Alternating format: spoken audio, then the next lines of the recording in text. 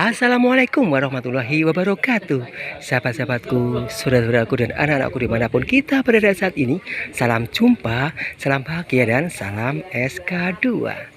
Di sore yang agak panas-panas gimana gitu, SK2 berada di Kampung Mataram dalam rangka KKN, kangen-kangenan, yaitu ketemuan paseduluran Kraton Mergasan Plus Sawase di bawah pimpinan Bapak Sigit Murwanto. Juga ada Bunda Ima, Bunda yang selalu membimbing, memimpin, mendampingi kita dari awal sampai akhir. Juga Bunda Umi dan teman-teman yang lain, dan kita juga didampingi oleh Bapak Maskur Effendi selaku spiritual kita yang sering memberikan motivasi. Oleh karena itu, mari kita ikuti acaranya, apapun itu ya, maklum ya, acaranya orang muda-muda dan mudah-mudahan. Jadi mohon dimaklumi saja kalau kadang-kadang agak mundur, tapi nggak apa-apa. Oke, sukses. Waalaikumsalam warahmatullahi wabarakatuh. Alhamdulillah, wassalatu wassalamu ala Rasulillah. Asyhadu an la ilaha illallah wahdahu la syarika lah wa asyhadu anna Muhammadan abduhu wa rasuluh. Allahumma shalli ala Muhammad wa ala ali Muhammad wa ala ali Muhammad. Izin ya. Oh iya. Alhamdulillah, Allah Ta'ala di Qur'anil Karim. Alhamdulillah, masyaallah rajim. Bismillahirrahmanirrahim. Wa syari'u ila maghfiratin min rabbikum wa jannatin arduha samawati wal ardh. Tapi tapi Bapak Ibu yang kami muliakan, sebetulnya saya agak minder terus dia tahu. Jadi ya tak apalah, seadanya. Marilah sebelum kami matur, kita bersama-sama senantiasa mengajarkan puja dan puji syukur kehadirat Ilahi yang mana sampai saat ini senantiasa melimpahkan rahmat kepada kita, sehingga Bapak Ibu sekalian sampai pada sore hari ini kita bisa bertemu di tempat ini dalam rangka kita silaturahim sekaligus syawalan tanpa satu halangan. Juga sholawat dan salam tentu tidak pernah kita lupa, yang biasa kita tunjukkan kehadirat Nabiullah Muhammad Sallallahu yang telah memberikan bimbingan keteladanan kepada kita. Mudah-mudahan kita dapat mengikuti jejak dan sunnahnya hingga pada saatnya kita membakar Alhamdulillah di yaumil qiyamah. Bapak Ibu yang saya hormati, ini adalah hari akhir di bulan Syawal. Jadi tidak ada salahnya kalau saya masih bisa mengucapkan selamat taqabbalallahu minna wa minkum ya amalu wa iyakum innal aidina wa fa'idin bil amri wa antum khair.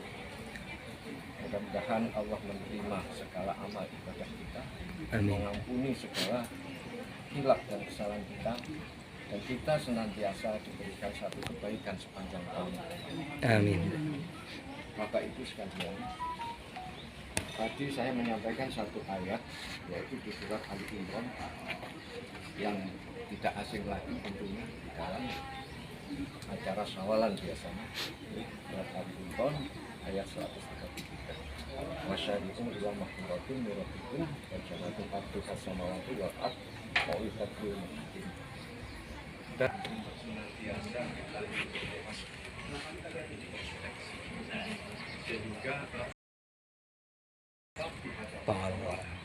tidak ada benar, tidak ada faedah.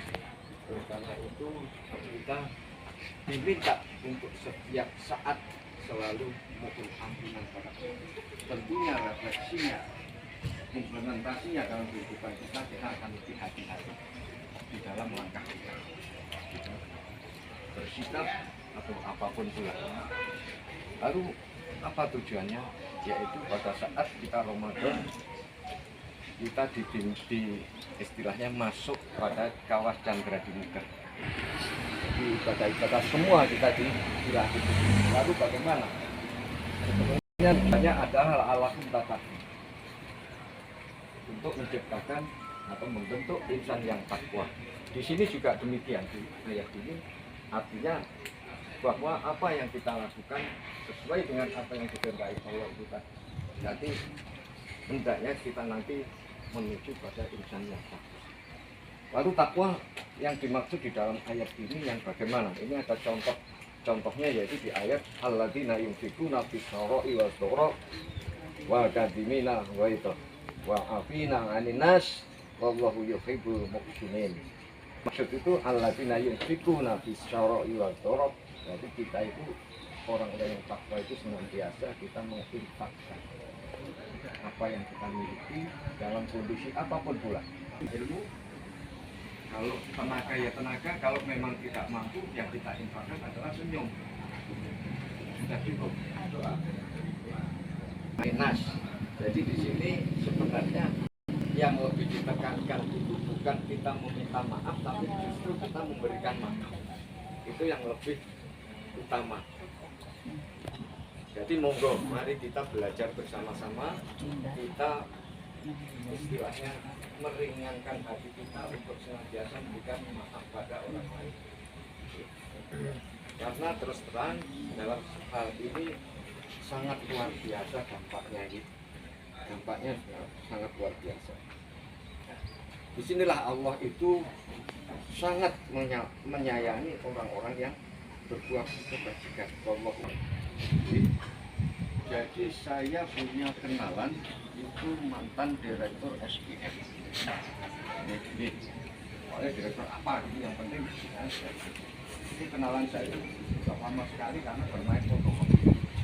Saya motret acaranya beliau karena waktu itu saya jualan foto terus gitu.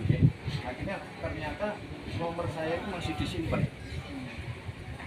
Tiba-tiba saat itu gini, telepon. Ini Pak Effendi. Betul Pak.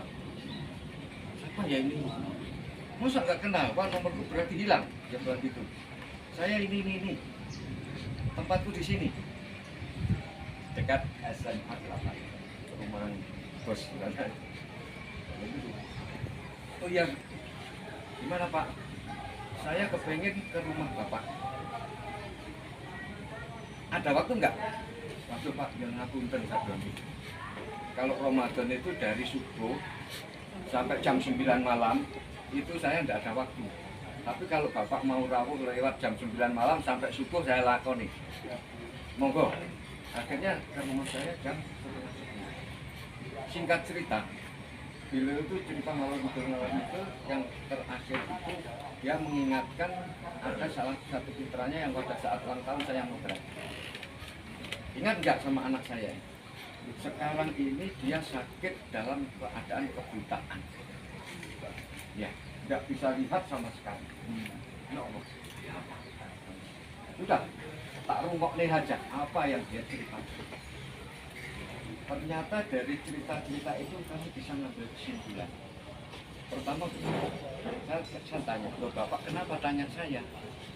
Saya bukan seorang dokter, saya dan terus apa relasinya takon hati? Keliru, salah alamat. Enggak, tiba-tiba hati saya teringat Anda.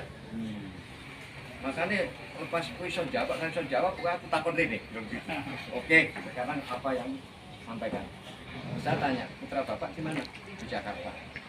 Kerjanya apa? Kerjanya di grafis. Jadi dia borong-borong besar, termasuk desainer ya. Oh iya. Terus saya itu kecewa dengan anak saya. Dari beliau cerita grafis itu saya sudah nyangkol. Ini ada yang logika ada ini. Terus ini saya itu kecewa sama anak itu. Saya disuruh kuliah mesti tak lebok di Undip. Terus melaku setahun kunjul. Orang sahipnya api-apian ora apa-apa. Engko nek lulus langsung masuk SPM. Mumpung bapaknya lagi ono kedudukan. Ternyata bolos ora gelem. Buku karepe dhewe mau. Ya. Ngaten nggih. Akhirnya saya gini. Pak, terus dia ngene. itu tahu di takok di Jakarta itu jadi di penggawe uang. Nah, itu mana? Nah, oke, itu cerita agak lama terus saya gini, oke Pak, saya tak matur sih. Memang putrane Bapak itu di penggawe uang. Memang. Iya Pak, iya bener, betul. Bapak yakin? Yakin. Bapak tahu, saya bilang gitu. Tapi kan tidak tahu arah saya. Yang penting saya menanamkan sugesti pada mereka dulu. Begitu dia sudah percaya sama saya katakan, Bapak coba saya lepas kacamata. Bapak perhatikan mata saya.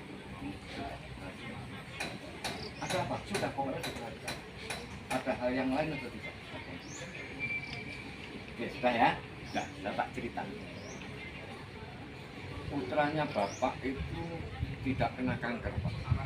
Menurut prediksi dokter kan kena kanker. Tidak. Tapi itu kalau saya katakan itu lelah saraf. Nah, sekarang kerja di grafis itu dia pasti menggunakan komputer yang speknya tinggi, layarnya besar, terus radiasinya seberapa saya tidak ngerti hitungan radiasi. Tapi yang jelas Bapak bisa meresani mata saya ini iritasi. Jadi ini koyok blobok ini blobok ini berair terus. Apa? Ini loh delok HP loh. Cuman berapa ini? Ini radiasinya luar biasa. Apalagi kalau itu komputer gede. Sekarang sehari putranya Bapak mentelengi komputer dengan jam. Kali berapa tahun? Nah gitu. Nah. Sama anak saya juga tukang kayak gitu. Sejak mahasiswa sampai sekarang. Dia senangnya gambar tikung arsitek gitu. Tapi dia tidak semacam itu. Itu lucu anak saya. Jadi mentelengi komputer 1 jam itu dia diam. Tadi diberi kayak timer gitu. Timer Pak. Jadi masuk 1 jam itu sudah ada tandanya lap gitu. Dia matikan, dia merem jipet ini tenang gitu. Terus habis itu berdiri keluar apa nyirami tanaman atau apa gitu. Pak takoni ternyata apa? Karena aku lihat delok gitu itu Pak, ini kan tegang toh Pak. Mulai terus kulon lara ini kulon menang itu tenang. Saya menenangkan ini semua syarat supaya tenang. Kalau dijengkel ke anak, iya saya cerita ibunya itu jelas anaknya bisa untuk dia mulai muni orang minat, coba apa nggak sakit? Jengkel. Tapi kejengkelan saya tak pokoknya anak. Oke, sekarang kalian semua tidak mengikuti apa karepe bapak hari ini. Saya ini karena silahkan. Wong kamu sudah besar. Wis gede, wis iso milih sing bener, sing ala, sing apik, sing elek. Wong wis tak sekolah ke dur. Terserah, cuman Bapak minta apa kamu harus kamu lakukan secara profesional. Profesional itu tanggung jawab pada diri profesi sendiri, pekerjaannya harus diselesaikan, digarap sing sak api-api. Terus tanggung jawab pada diri termasuk keluarga. Terakhir tanggung jawab pada Allah. Dan jangan pernah menganggap dirinya berhasil itu karena kemampuan, kepintarannya atau bukan, itu hanya karena kemurahan Allah saja. Saya bilang gitu. Nah ini, monggo, Bapak harus dirubah ini, saya bilang gitu. Tolong nanti kalau sudah kondur di rumah, ngendiko sama ibu, ini mumpung Ramadan, ini harus dapat. Penjenengan sama ibu taubatan nasuha. Ayasan itu siapa nangis, senteku, mohon ampunan, istighfari. Itu apa anu ya, Mas? Apa anaknya tak video call dan jangan ini jam 11, jangan ini bapak berarti nafsu itu, nggak boleh. Nafsu itu masih nggak boleh. Besok saja. Besok. Sekarang saya diparingi nomornya putrane. Nah, putrane paringi nomorku. Nanti ngendiko kalau telepon saya jam 10 malam. Jangan sebelum itu. Benar. Karena alat itu bisa meleset. Dan dokter sendiri seperti kita. Dia hanya berdasarkan ilmu itu kita apa ya istilah memperkirakan ya. Memperkirakan. Nah, akhirnya terus besoknya itu putranya besok. saya ngomong di Purwonono, ternyata itu memang anak itu sudah punya keterampilan untuk kayak entertainment juga itu, dia punya bakat semacam itu. Dia punya klub juga di Semarang gini loh. Terus apik janjane. Tapi karena bapak ibunya kayak gitu, dia lumur Jakarta sampai begitu barang nyampe tahu.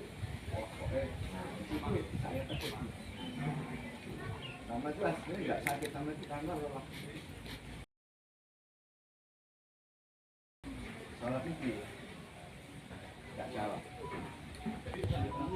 Sholatnya nggak tahu jelas kan. Nggak boleh kata-kata. Ini ya. Sejengkel ataupun apa ya, nggak enak hatimu terhadap orang tua nggak boleh kamu sikap. Apalagi semacam itu kan kami aslinya kan dendam. Pengen menunjukkan eksistensi kamu dulu, aku tanpa dibantu bapak itu aku sudah gini-gini. Sehingga kerjamu kok porsip. Kemudian dalam kondisi semacam itu kamu nggak sadar bahwa manusia punya keterbatasan. Pekso. Nah saya kalau Gusti Allah dealing nih, gue kudu leren ngelakuin musik.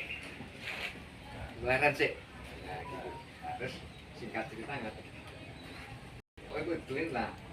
Gue kudu kalau bapak ibu, tak kapan besok atau kapan segera kamu nyuwun panggilan. Bapak ibu video call, berketok wajahmu berketok. Jaluk ngapura sing sak oke.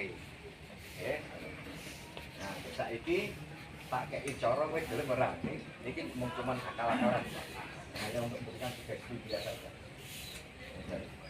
Saiki dadi nang video call, berketok.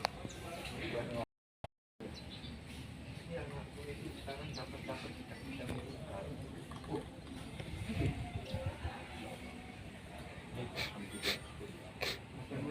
Maka dia itu bukan karena saya. Mungkin aku tahu bahwa aku ini tidak nangin kok ngomong. Kalau gitu. Nah, ini di istiqomah ojo mung saiki kok lele. Enggak boleh. Karena ini juga masa uji coba, sebenarnya kan gitu. Jadi pegawai saja untuk masa uji cobanya, tapi ini elek ya geser kan gitu. Terus, nah, terus itu tidak tak sendiri.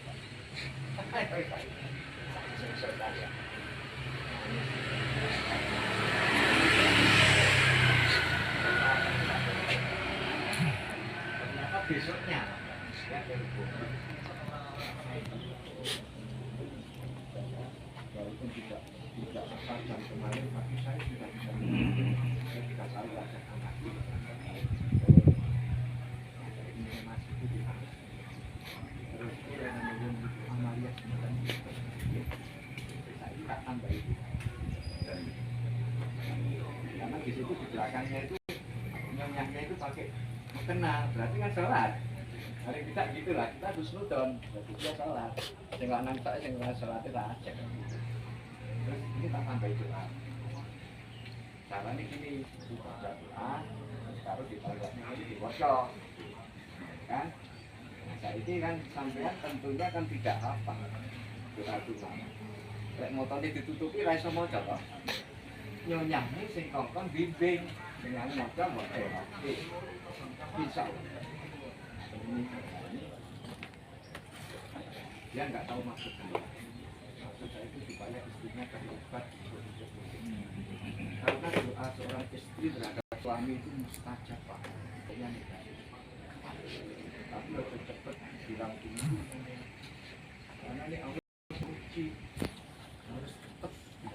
Bapak Ibu yang bisa saya sampaikan ini pengalaman yang ternyata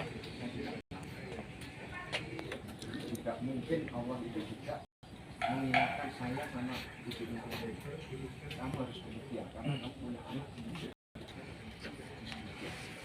kok lari ngaten nggih atau kita ngaten ngaten tidak mungkin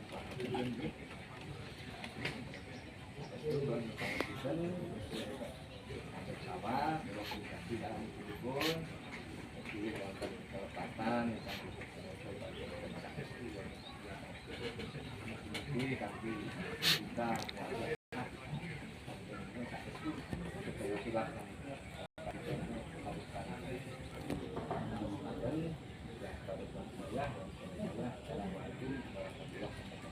Waalaikumsalam warahmatullahi wabarakatuh. Alhamdulillahirrahmanirrahim. Wassalatu wassalamu ala asyrofil mursalin Muhammadin wa ala alihi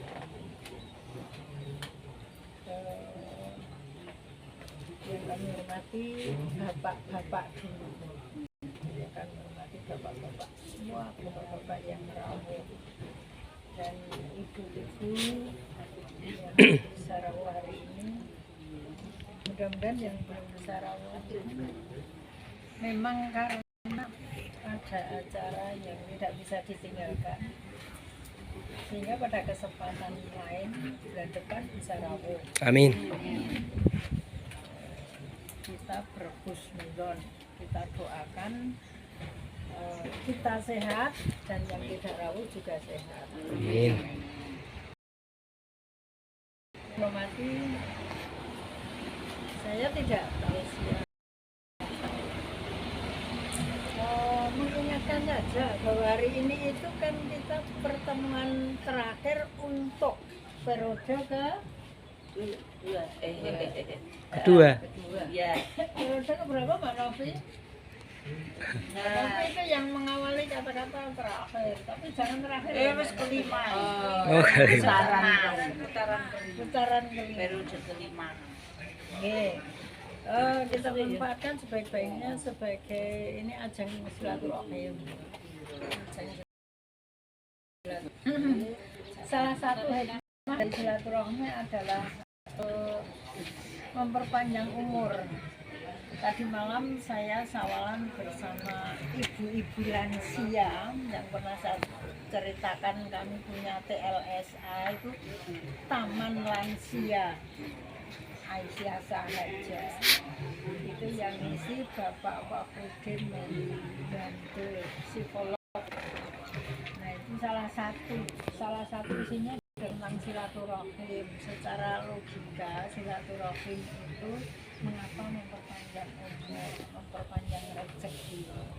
Karena kita tebar senyum, tebar komunikasi, Tebar pesona. ada tenaga dari dalam itu yang bisa membuat imun kita itu bertambah. Itu silaturahim. Dan lain-lain, saat bukan psikolog jadi nggak bisa cerita lebih banyak. Yang jelas kami percaya bahwa silaturahim itu menambah imun, dimana kita bisa saling bisa tertawa bersama, bisa senyum bersama. Hanya di sini tidak bisa nyanyi bersama nih Pak Sigit. Kapan-kapan. Belum Bunda, kapan-kapan bila Pak Sigit. Kemarin kami bertemu dengan teman-teman yang mayoritas pensiunan dari Jogja Timur. Itu banyak yang nyanyi-nyanyi, yang pinter wow ya wow. Bahkan sekarang mantan kepala sekolah ada yang gondrong ya Pak Raji ya. Sudah tidak kena semprit dari dinas, gondrong pun nggak apa-apa. Gondrong terus pakai kupluk. Itu karena beliau juga punya jiwa seni budaya. Tidak masalah, tetap tampilannya juga santun. Sekali lagi ini sebagai ajang silaturahim, kita lanjutkan nanti putaran berikutnya. Yang kedua, periode ke-6. Jadi nanti gimana mulainya, monggo dilanjutkan. Kalau perlu kita ajak teman-teman yang lain yang bergabung. Nuansanya kita gregetkan menjadi sesuatu yang lebih berbarokah. Jadi pertemuannya itu hikmahnya lebih banyak. Yang kedua, kita regengkan lagi one week one juice. One week one juice. Kita one week atau one week. Kalau rencananya one week tapi kenyataannya one moon. Tapi setidaknya kita mensyukuri kita diparingi mata, tidak hanya untuk HP. Pagi sebelum ke HP kita baca Quran. manfaatkan mata kita ke Quran dulu. Itu sebagai rasa syukur kita bahwa kita dikasih mata yang sehat. Monggo, ini Bu Umi, Bu ini sudah gabung dengan kami One Day One Juice. Monggo masih terbuka, ini belum saya mulai lagi ya buat di One Juice. Kami punya grup One Day One Juice itu 5 grup. Kalau Bu Umi ikut grup yang 2 atau juga ini 2, Bu ini grup 1. Setiap 1 semester kami nambah grup. Memang adminnya kewalahan, kami ngambil admin dari Bogor. Tapi di grup itu nggak pada tahu adminnya dari mana. Pokoknya kita hanya menertibkan itu buat kita. Mari kita manfaatkan, kita syukuri kita memiliki mata yang bisa bermanfaat. Ini sedikit menyambung yang disampaikan Pak Mas Pur tadi mengenai rasa syukur kita dianugerahi mata untuk dimanfaatkan sebaik-baiknya. Juga kita saling mendoakan. Kalau orang tua terhadap anak itu itu kewajiban untuk mendoakan orang tua terhadap anak terhadap orang tua. Sekarang sesama teman yang solihah, yang kondisinya masih rutin, ini masih sawal, tapi juga mohon maaf yang sebesar-besarnya bulan lalu juga ada dan ini sawal ini saya lebih banyak di Jakarta, terus terang di tempat anak saya, di tempat admin kami yang sedang mantu, kami juga ke sana. Anak saya yang mau pindah haji di awal Juni. Jadi kalau Jakartanya saya Bekasi, Bogor, Tangerang. Kalau Jakartanya saya nyarap racing ke Ancol saja. Tapi karena saya kondisi saya Museum Al-Quran itu yang dibangun oleh Pak Anies itu sementara oleh Pemda Jakarta itu ditutup. Pokoknya bagaimana agar bangunannya Pak Anies. Jadi saya itu penasaran, memang saya ke Jakarta itu mau ke sana, saya ke Ancol, mau ke museum itu, ternyata ditutup oleh pemerintah.